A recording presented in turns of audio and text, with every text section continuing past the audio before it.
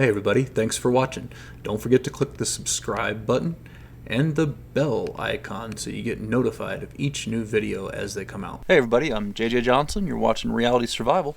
And today we're going to do kind of a first looks kind of thing on this EcoZoom Versa.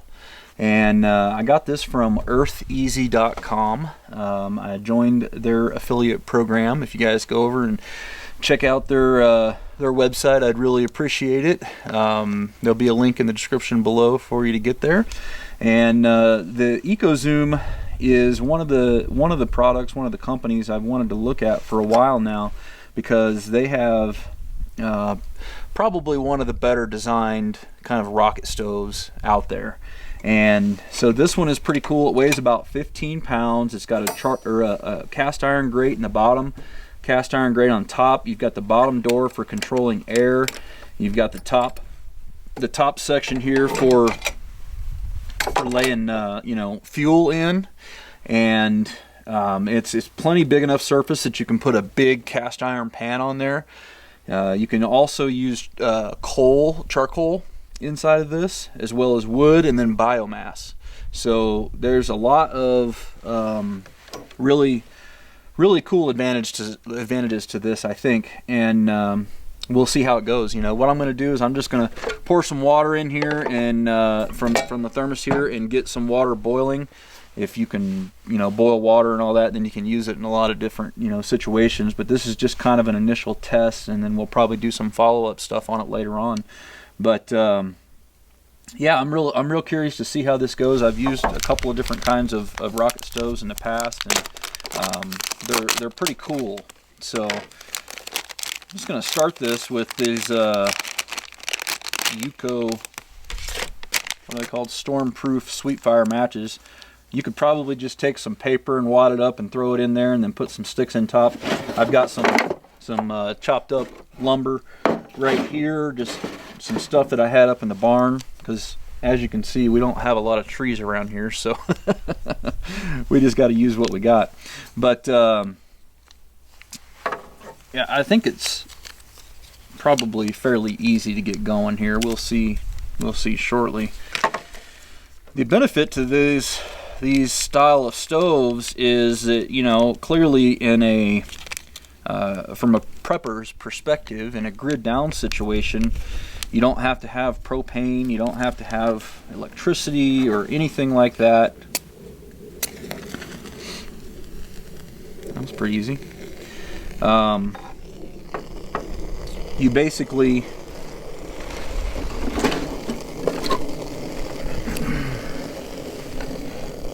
basically just need wood or biomass or charcoal or whatever. Throw some in that way. Let's see how this goes.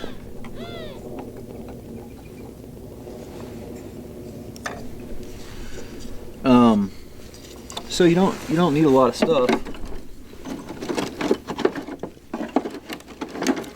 Probably could have started with some thinner items, but I think it'll get going.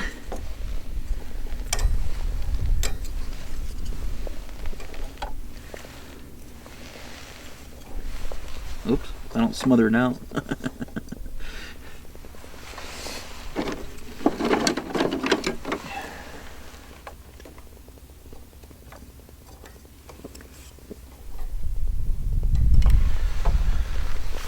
Alright, so we'll see how this goes here. Looks like it's doing well. I'm going to change the angle so you guys can take a look at this.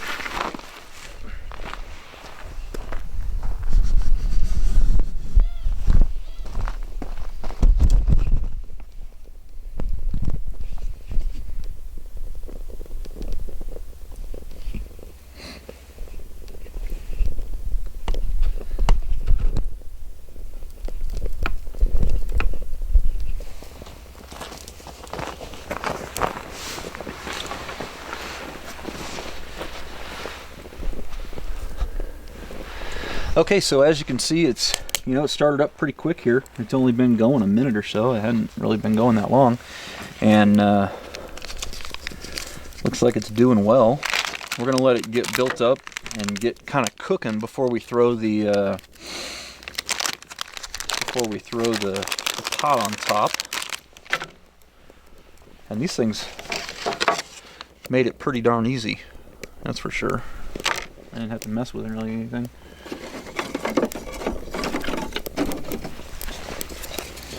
I'm just gonna throw a couple others in there.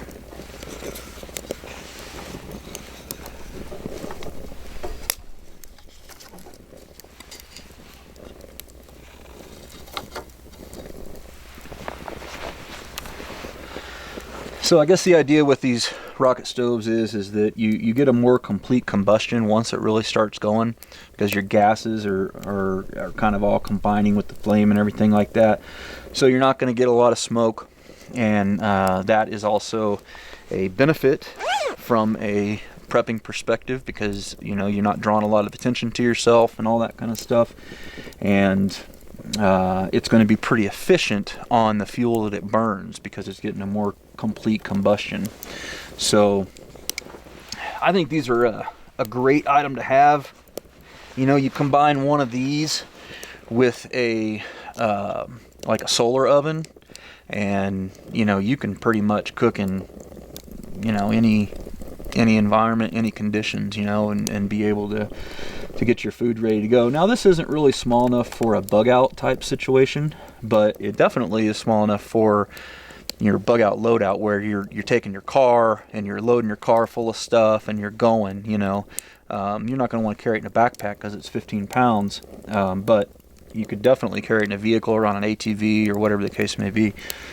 The reason it's so heavy is, like I said, we've got cast iron top, we've got cast iron grate here in the bottom, we've got a sheet metal exterior, and then it also has basically like fire brick lining, so that it keeps it well insulated and, you know, helps for more full combustion.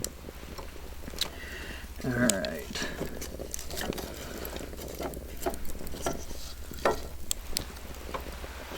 Add a couple more. I probably don't need to, but since I'm unfamiliar with it, more is better. Maybe.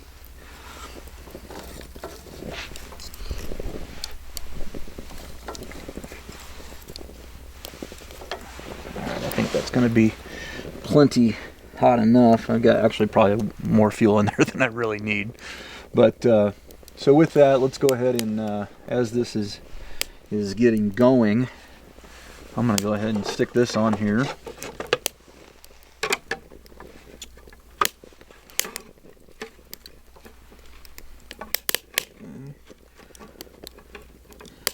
It's got a three-sided top to it. So they call that kind of like a universal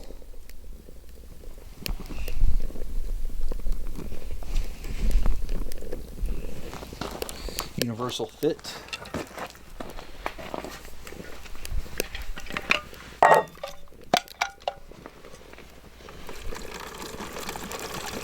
I don't know exactly how much I have. I'm guessing I got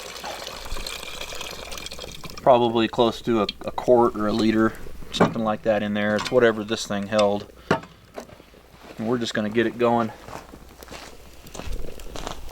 to the point of boiling. And that'll be our first test.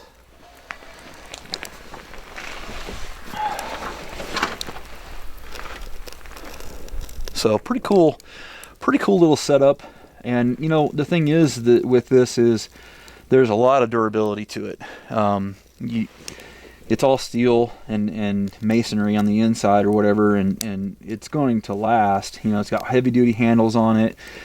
You're not going to be able to really hurt it, you know, through use or anything like that. There's really nothing on it that can wear out for the most part.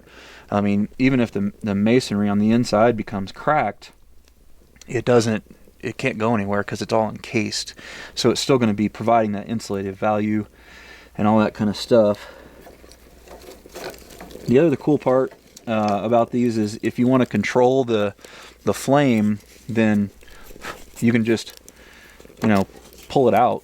You can just pull some of the wood out say if you determine that maybe you got too much in there, then you can just take and kind of control the flame by, you know, doing what I just did, taking some sticks out. So it's kind of cool.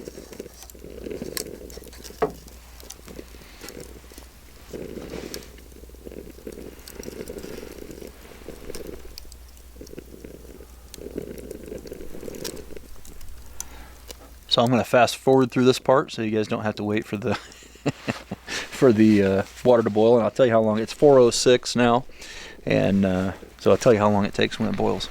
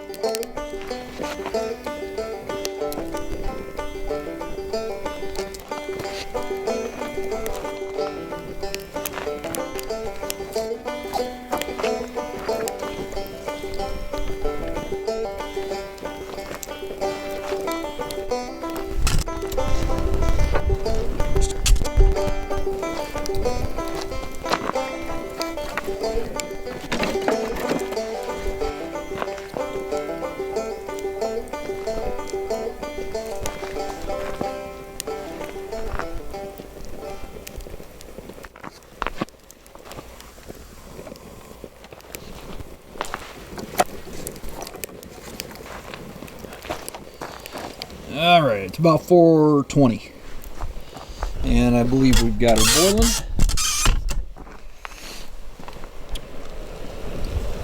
See if I can get that so you can see it. I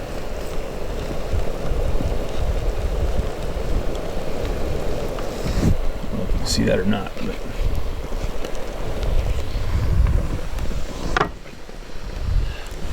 it's evaporating too quickly. All the smoke. Anyway, we got bubbles. We got bubbles in there.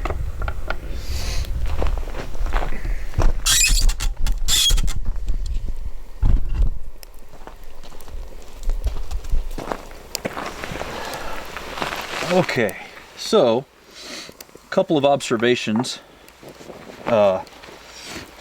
just from when I'm, using this for the first time. I don't believe that I ever achieved the right fuel air mixture on this. And like I said, it's probably just first time using it, trying to get used to it and all that kind of stuff. I think that I may have, I don't know if I had too much wood in there or not, but I never really felt like it got the whole like rocket stove thing going. The other thing is, and I did intentionally do this, the bare bowls are two layers. You've got the bottom plate and then the fiberglass layer, and so it's actually harder to boil water in these than it is a regular pan. Like a cast iron pan, when you heat the bottom up, you're going directly to the water. There's no two layers in there, and so these take a little bit longer than a regular pan will. But if they'll do it in this, they'll do it in pretty much anything. So that's why I thought this would be a good test pot to work with. But so it took what was it, roughly 13 minutes or something like that. I think, I can't remember. I'll have to go back and look. But yeah, not too terrible. And I put in wood, a few different sticks, like 3 or 4 different times, but I didn't use really more than a handful, throughout the whole process. And this would be, you could just go and collect stuff around your yard and get enough to be able to boil a pot of water and do some freeze-dried food or something like that. So that's pretty cool. As far as the smoke goes, the steam is what you're seeing the most. There's really very little actual smoke going anywhere, and I don't know if you guys can see the difference here. This is the steam over here, and from the water evaporating, and then the smoke, it's actually pretty much none. So, you know, from an OPSEC perspective and all that kind of stuff, I think that's pretty cool. From ease of use, man, I don't know how you could get much easier to use on this.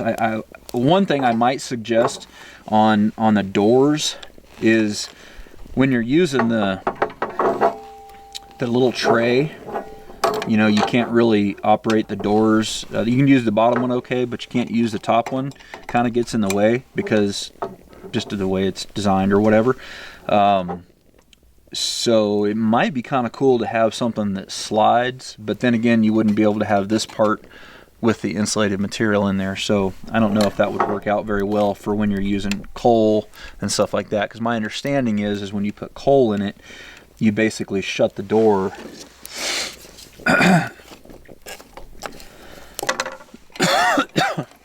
kind of like that, and then you control the air with the bottom one here. So I'm definitely not an expert on these. Like I said, I've used a few different rocket stoves, ones that I built myself and stuff out of, like, you know, bricks and masonry and those kinds of things. But with this one, I'll have to get a little bit more familiar with getting the fuel air mixture right and all that, because I'm sure that it probably would have been a little faster, A, on a different kind of pan, and B, if I had gotten that mixture just right. So pretty cool little system though. I want to say that these retail for about $125, something like that. You might be able to find them a little cheaper, but you know, that's what they're showing on eartheasy.com. And like I said, I am an affiliate with those guys, so if you decide that you'd like to get one and purchase through them, then I would appreciate that. That helps me out, helps keeping the channel free, and doesn't cost you guys anything more. So you can use that link in the description to get over there if you decide you want to pick one up. If not, that's cool too, no big deal. Like I said, what I do here at the channel is, you know, I really have two objectives, and one is to spur thought and to get you thinking about things. You know, like, do you have something to cook with if your electric range goes out? You know, that's kind of the point here. And there's lots of different options you can use. It's not necessarily just this one, but this one's a pretty cool one. And the second thing is to show you different options, to show you different things. You know, I'm not going to necessarily say this one's the best over that or whatever. I'll give you my opinions and stuff, but it's really just all about getting you to think about what's going to work best for your situation. And I think this one will work in a lot of people's situation. I think it looks like a pretty solid stove, and you know, it looks pretty cool. But that's really for you guys to decide. So anyway, guys, if you got any questions about this, go ahead and stick them in the comments below. I'll do the best I can to answer them, and I'll probably be doing some follow-up videos using some cast iron on here and cooking some meals and different things like that. So as always, guys, I definitely appreciate it when you click the thumbs up button and when you share it with your friends on Facebook, Twitter, and Google+. And don't forget to live the 6 Ps. Proper prior preparation prevents poor performance. Stay safe, guys.